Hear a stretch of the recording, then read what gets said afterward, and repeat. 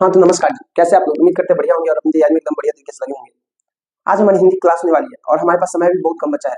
सब एग्जाम की डेट अब नजदीक आ रही है, ठीक है? इसलिए जो बच्चे अभी तक तैयारी में नहीं लगे, तैयारी में लग जाइए। आज का मोटिवेशन है हमारा, आंखों में नींद बहुत है, आंखों में नींद बहुत है पर सोना नहीं है। यही मौका है कुछ कर दिखाने का, इसे खोना नहीं है, ठीक है? तो जो बच्चे अभी तक तैयारी में नहीं लगे, तैयारी में लग जाइए और अब नहीं लगिएगा तो फिर दोबारा मौका नहीं मिलने वाला है। इसलिए अभी से अपनी तैयारी को लगी कि एग्जाम की डेट आते आते आपकी तैयारी कंप्लीट हो जाए, ठीक है? आज हमारी हिंदी की क्लास है। सबसे पहले हम लोग देखेंगे हिंदी में हमारे बुक कितने हैं। तो हिंदी में हमारे 2 बुक है। कितने बुक है हिंदी में? 2 बुक है। हिंदी में 2 बुक है। पहला हो गया गोधुली, पहला हो गया गोधुली, गोधुली। और दूसरा जो हमारा बुक है वो है वर्णिका, वर्णिका, ठीक है? दूसरा जो हमारा बुक है वर्णिका। गोधुली में एक होता है गदखंड, गदखंड, और दूसरा है काव्यखंड, काव्यखंड, ठीक है? काव्यखंड। पहला है गदखंड और दूसरा है वर्णिका में 5 वो है, 5 चैप्टर है जिसको हम लोग 5 क्लास में अगर वन शॉट करें तो 5 क्लास में हम लोग इसको निपटा देंगे, 5 क्लास में, ठीक है? 5 क्लास में निपटा देंगे और इसमें 12 चैप्टर है, इसमें 12 चैप्टर कविता है। तो दोनों को हम लोग 24 या 25 क्लास में इसको मान लीजिए निपटा देंगे। 25 क्लास में इसको क्या करेंगे? निपटा देंगे। यानी हमारी बात करें तो कुल मिला के लगभग कुछ चैप्टर बढ़ा हुआ है, क्वेश्चन आंसर कराने में कुछ टाइम लगा तो 30 से 40 क्लास में हमारी हिंदी क्लास खत्म हो जाएगी, ठीक है? आज हम लोग देखने वाले हैं गदखंड का पहला चैप्टर श्रम विभाजन और जाति प्रथा, ठीक है? श्रम विभाजन और जाति प्रथा। तो श्रम विभाजन और जाति प्रथा के लेखक हैं भीमराव अम्बेडकर जी। आपने कभी नाम सुना है भीमराव अम्बेडकर? भीमराव अम्बेडकर भारत के संविधान निर्माता इनको कहा जाता है, भीमराव अम्बेडकर को। पहला चैप्टर हिंदी में, फर्स्ट चैप्टर इतना बढ़िया है, ऐसा चैप्टर फिर कोई दूसरा नहीं है। इसलिए मैं धन्यवाद करता हूँ उनका जो हिंदी का बुक लिखे हैं पहले चैप्टर में इसको देकर एकदम बढ़िया तरीके से बच्चे को समझाने के लिए। तो श्रम विभाजन और जाति प्रथा होता क्या है ये समझने से पहले हम लोग भीमराव के बारे में कुछ समझेंगे, भीमराव अम्बेडकर जी के बारे में, भीमराव अम्बेडकर जी के बारे में, अम्बेडकर जी के बारे में, ठीक है? तो सबसे पहले ये जानेंगे इनका जन्म महू मध्य प्रदेश के एक छोटे से शहर महू में हुआ था, जहाँ इन दलित परिवार में हुआ था, जहाँ इनके साथ इतनी छुआछूत की जाती थी। स्कूल जाते थे तो इनको पढ़ने की इजाजत नहीं थी, इनको छूना तक गुनाह माना जाता था। कोई सोच भी नहीं सकता था कि आगे चल के ये भारत के संविधान निर्माता बनेंगे, ठीक है? इन बचपन में इनको इतना अपमान मिला कि जो अपमान बचपन में दूसरे बच्चे को अंदर से तोड़ देती है, वही भीमराव अम्बेडकर को अंदर से और मजबूत बना रही थी। छुआछूत की दीवारें हर तरफ से खड़ी थी। भीमराव अम्बेडकर तब भी हार नहीं माने और इनके मन में एक सपना था, एकांत था कि हमको पढ़ाई करना है। इनकी पढ़ाई से प्रभावित होकर, इनकी हिम्मत से प्रभावित होकर बड़ौदा नरेश ने, यानी बड़ौदा के राजा ने इनको पढ़ने के लिए न्यूयॉर्क भेज दिया, अमेरिका में। वहां इन्होंने कोलंबिया यूनिवर्सिटी में अपनी पढ़ाई को कंप्लीट की और कोलंबिया यूनिवर्सिटी में अपनी पढ़ाई को कंप्लीट करने के बाद वहां इन्होंने धार्मिक, संस्कृत ग्रंथ, वेद, कानून सब पढ़ा। अर्थशास्त्र में इन्होंने महारत भी हासिल की और इनका एक ही उद्देश्य था, भारत लौटते समय इनका एक ही उद्देश्य था और एक मिशन था कि अपने लोगों को, मजदूरों को, महिलाओं को उनका हक दिलाना है। यहाँ पे भारत में आए तो फिर उन्हें मंदिर में प्रवेश के लिए आंदोलन करना पड़ा। ये सिर्फ भाषण ही नहीं दिए, जमीन पर उतरे और आंदोलन किए। 1936 में जाति पाति मंडल लाहौर में एक सार्वजनिक सम्मेलन हो रहा था जहां इनको आमंत्रित किया गया था।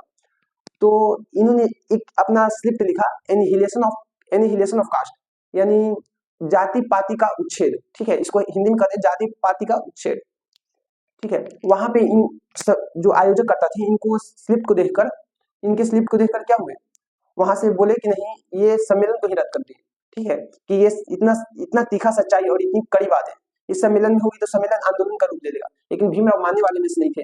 इन्होंने क्या किया कि उस सम्मेलन, उस जो स्लिप था उसको क्या किए, बुक में छपवाए, जिसका नाम पड़ा एनिहिलेशन ऑफ कास्ट, और उसको पूरा भारत के कोने कोने तक पहुंचाने का काम किए। उस एनिहिलेशन ऑफ कास्ट का हिंदी में रूपांतरण ललई सिंह यादव ने किया, ठीक है? जिसका नाम पड़ा जाति पाति का उच्छेद, ठीक है? अब इसके बाद हम लोग देखेंगे 6 दिसंबर 1956 को दिल्ली में इनकी मृत्यु हो जाती है। 6 दिसंबर 1956 में दिल्ली में इनकी मृत्यु हो जाती है, ठीक है? उसके बाद आज हम लोग देखते हैं भीमराव अम्बेडकर, इनके विचार आज भी जिंदा है और संविधान को इन्होंने इतने बढ़िया तरीके से लिखा है कि भारत का ऐसा समाज जिसमें भाईचारे का रूप हो, स्वतंत्रता हो, समता हो और दूध और पानी के मिश्रण की तरह समाज हो, जो कोई कभी अलग ना हो सके, ठीक है? अब हम लोग इसका ऑब्जेक्टिव देख लेंगे, इसमें से हमारे कितने ऑब्जेक्टिव पूछते हैं। उसके बाद स्टोरी है, एनिहिलेशन ऑफ कास्ट की जो बुक लिखी थी उसी में से थोड़ा सा अंश यहाँ पे लिया गया है श्रम विभाजन और जाति प्रथा के रूप में, ठीक है? तो उसको हम लोग देखेंगे। पहले हम लोग ऑब्जेक्टिव देखते हैं, ठीक है? पहले इसका हम लोग क्या देखेंगे, ऑब्जेक्टिव देखेंगे। चलिए यहाँ पर हमने इसका ऑब्जेक्टिव लिख दिया है, ठीक है?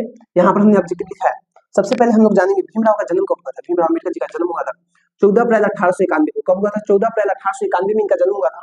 कहाँ हुआ था? मध्य प्रदेश में। मध्य प्रदेश में एक महू नाम का शहर है, छोटा शहर है, महू नाम का छोटा शहर है, एक दलित परिवार में इनका जन्म हुआ था। 14 अप्रैल 1891 के मध्य प्रदेश में महू नाम का एक छोटा सा जगह है, वहाँ एक दलित परिवार, छोटा शहर है, वहाँ एक दलित परिवार में इनका जन्म हुआ था। इनके पिताजी का नाम जो था रामजी मालूजी सकपाल था। क्या था बाबू? रामजी मालूजी सकपाल था। इनके पिताजी का नाम क्या था? रामजी मालूजी सकपाल। माता जी का नाम था भीमाबाई, और ये अपने माता जी का 14वीं और आखिरी संतान थे। ये अपने माता जी के 14वीं और आखिरी संतान थे, यानी बोले तो अपने भाई बहन में सबसे छोटे संतान थे ये। उसके बाद देखिए, पढ़ाई करने के लिए इन्हें न्यूयॉर्क भेजा गया और लंदन भेजा गया। ठीक है, न्यूयॉर्क में, ये अमेरिका में पड़ता है न्यूयॉर्क, जहाँ अमेरिका में एक जगह है न्यूयॉर्क, वहाँ भेजा गया, और इंग्लैंड में लंदन एक जगह है, वहाँ भेजा गया। ठीक है, न्यूयॉर्क में जाकर इन्होंने कोलंबिया यूनिवर्सिटी से अपनी पढ़ाई पूरी की। उसके बाद इनके प्रेरक व्यक्ति थे बुद्ध, कबीर और कौन से? ज्योतिबा फुले। बुद्ध के जो धर्म थे, उस बुद्ध के धर्म के रास्ते पर, यानी बोले तो संस्कृत में धर्म, बुद्ध के धर्म के रास्ते पर ये चलते थे। और कबीर, कबीर जैसे अपने अंदर निडरता बना के रखे थे कि कहीं भी बोलेंगे सच बोलेंगे। ठीक है, उसके बाद है ज्योतिबा फुले। ज्योतिबा फुले की क्रांतिकारी सोच से ये प्रभावित थे। ज्योतिबा फुले की जो क्रांतिकारी सोच थे और उनके जो व्यक्तित्व थे उससे ये प्रभावित थे। उसके बाद है इनका अन्य नाम है, इनको अन्य नाम है बाबा साहब के नाम से जाना जाता है, संविधान निर्माता या संविधान जनक भी कह लीजिए, संविधान जनक के नाम से भी जाना जाता है इनको। इनको संविधान जनक के नाम से जाना जाता है, संविधान जनक के नाम से भी जाना जाता है, संविधान जनक, संविधान जनक के नाम से भी क्या होता है? जाना जाता है। उसके बाद इनकी रचना है द कास्ट इन इंडिया। बहुत रचनाएं, जिसमें से कुछ फेमस रचनाएं हम लोग निकाल के लाए, जो आपके एग्जाम में पूछेगा, जो हर साल रिपीट करता है। अगर ये 5 को रचना आप याद रखते हैं, हम आपको विश्वास दिलाते हैं इससे बाहर एक भी रचना या ऑब्जेक्टिव नहीं जाएगा। इनकी रचनाएं जो है the caste in India, their mechanism, Buddha and his Dhamma, who are Siddhartha, annihilation of caste. Annihilation of caste इसका इंग्लिश वर्ड है, इसका हिंदी रूपांतरण है जाति पाति का उच्छेद, जिसका हिंदी में रूपांतरण ललई सिंह यादव ने किया है। ललई सिंह यादव ने किया, इसका हिंदी में रूपांतरण कौन किया? ललई सिंह यादव ने। चलिए इसको उतारिए, इसके बाद हम लोग आगे थोड़ा सा और इसका ऑब्जेक्टिव बचा है उसको बताते हैं। ठीक है, उतारिए इसको फास्ट। चलिए यहाँ पर प्रसिद्ध है, प्रसिद्ध जो किताब है एनिहिलेशन ऑफ कास्ट। कौन सी किताब है? एनिहिलेशन ऑफ कास्ट, जिसका हिंदी रूप होता है जाति पाति का उच्छेद। ठीक है, उसके बाद देखिए हिंदी में इसको रूपांतरण किसने किया है? ललई सिंह यादव ने। एनिहिलेशन ऑफ कास्ट को हिंदी में रूपांतरित किसने किया है? ललई सिंह यादव ने। वार्ड में इनका 21 खंड में प्रकाशित है, यानी कि इनका जो भीमराव अम्बेडकर का जो बुक है वो कितने, भारत सरकार द्वारा कितने खंड में प्रकाशित है? 21 खंड में प्रकाशित है। उसके बाद मृत्यु जो है 6 दिसंबर 1956 को इनकी कहाँ हुई थी? दिल्ली में हुई थी। कहाँ हुई थी बाबू? दिल्ली में, दिल्ली में हुई थी। अब हम लोग देखेंगे इस बुक में कह क्या रहा है। इस बुक में जो एनिहिलेशन ऑफ कास्ट है, एनिहिलेशन ऑफ कास्ट है, इनको एक जाति पाति 1936 में जाति पाति तोड़क मंडल लाहौर में एक सार्वजनिक सम्मेलन हो रहा था, जहां इनको बुलाया गया था भाषण देने के लिए। वहां पर इन्होंने एक स्क्रिप्ट तैयार किया था एनिहिलेशन ऑफ कास्ट के नाम से, जो इनको भाषण देना था। तो वहां पर जो आयोजक करता थे, इनको भाषण को देखें तो इसमें इतनी अच्छा से बातों को समझाया गया था और इतने पुराने प्रथाओं को इसमें चुनौती दी गई थी। और एनिहिलेशन ऑफ कास्ट को जब आयोजक करता देखिए स्प्रिट पर है तो कहे नहीं ऐसे होगा तो यहाँ पे आंदोलन का माहौल बन सकता है और यहाँ पे दंगे भी हो सकते हैं, इसलिए इस सम्मेलन को ही रद्द कर दिया गया। लेकिन भीमराव अम्बेडकर मानने वाले भी नहीं थे, उन्होंने क्या किया? एनिहिलेशन ऑफ कास्ट को क्या किया? एक बुक में छपवा दिया और सभी जगह पढ़ा। इस बुक में इसी एनिहिलेशन ऑफ कास्ट को इसमें थोड़ा सा पार्ट इसका दिया गया है, जिसका नाम है श्रम विभाजन। श्रम विभाजन, इसको हिंदी में रूपांतरित किसने किया? ललई सिंह यादव। श्रम विभाजन और एंड जाति प्रथा, श्रम विभाजन जाति प्रथा। अब हम लोग स्टोरी को एकदम बढ़िया तरीके से समझेंगे। इसमें कह क्या रहा है? जाति प्रथा। चलिए अब हम लोग कहानी को देखते हैं कि कहानी में कह क्या रहा है। ठीक, कहानी में कह रहा है ये भाषण, इनका जो भाषण है यहाँ से स्टार्ट है। पहले श्रम विभाजन, श्रम विभाजन, श्रम विभाजन, विभाजन, विभाजन और जाति प्रथा को अलग ले लीजिए। जाति प्रथा, जाति प्रथा पूरे चैप्टर में ही समझाया गया है कि श्रम विभाजन और जाति प्रथा में क्या बुराई है, श्रम विभाजन सही है कि गलत है और जाति प्रथा सही है कि गलत है।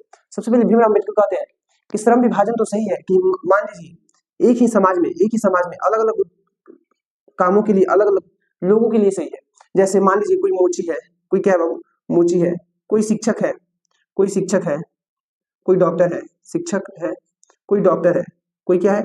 डॉक्टर है, डॉक्टर है, कोई मतलब मान लीजिए कुछ और कौन कौन सा पैसा हो सकता है? कोई बिजनेसमैन है, बिजनेसमैन है, बिजनेसमैन। ठीक है, अब भीमराव अम्बेडकर कहते हैं अगर ये श्रम विभाजन है तो सही है। मान लीजिए एक ही व्यक्ति शिक्षक भी हो जाए, डॉक्टर भी हो जाए, तो फिर वो कमाएगा कैसे? ठीक है, तो इसीलिए श्रम का विभाजन तो सही है, मोची का अलग होना चाहिए, शिक्षक का अलग, डॉक्टर, ऐसे बहुत पैसे हैं जिनका अलग अलग होना चाहिए। लेकिन जाति प्रथा कहाँ तक अलग है? जाति प्रथा श्रम का विभाजन नहीं करती, जाति के आधार पर श्रमिक वर्ग का विभाजन क्या करती है? कर देती है। मान लीजिए कुम्हार का बेटा है तो सिर्फ कुम्हारी काम करेगा, चाहे वो पढ़ने में अच्छा हो या गलत हो। ठीक है, शिक्षक का बेटा है तो सिर्फ शिक्षक ही बनेगा, दूसरा कुछ नहीं बन सकता है। डॉक्टर है तो सिर्फ डॉक्टर ही बनेगा। मोची है तो सिर्फ मोची ही बनेगा। लेकिन यहाँ पे भीमराव अम्बेडकर कहते हैं, देखिए श्रम विभाजन तो सही है समाज के लिए, लेकिन जाति प्रथा पर आधारित श्रम विभाजन गलत है, क्योंकि जाति प्रथा श्रम का नहीं, श्रमिक जो इसको कार्य करने वाले थे उसका भी विभाजन कर देती है। कुम्हार का बेटा कितना हो पढ़ने में तेज हो, लेकिन कुम्हार ही बनेगा। और यहाँ पे शिक्षक का बेटा कितना हो उसको दूसरा संगीत में रुचि आ रहा हो तो संगीतकार नहीं बन सकता है। लेकिन फिर भी भीमराव अम्बेडकर कहते हैं कि अगर जाति प्रथा श्रम विभाजन दोनों को अलग अलग कर दिया है। जाति प्रथा पर आधारित श्रम विभाजन नहीं होना चाहिए, हमारा श्रम विभाजन होना चाहिए, लेकिन जाति प्रथा पर आधारित नहीं होना चाहिए, क्योंकि जाति प्रथा क्या करती है, श्रमिक का भी विभाजन करती है। मान लीजिए कभी कभी फैक्ट्री बंद हो जाता है, फैक्ट्री में काम करने वाले मजदूर, मान लीजिए कहीं फैक्ट्री कम होगी और उनको कोई और काम करना पड़ा, तो कौन से काम करेंगे, उनको कोई और काम करने की इजाजत नहीं होगी, फिर तो उनको भूखे मरने के अलावा कोई चारा नहीं बचेगा।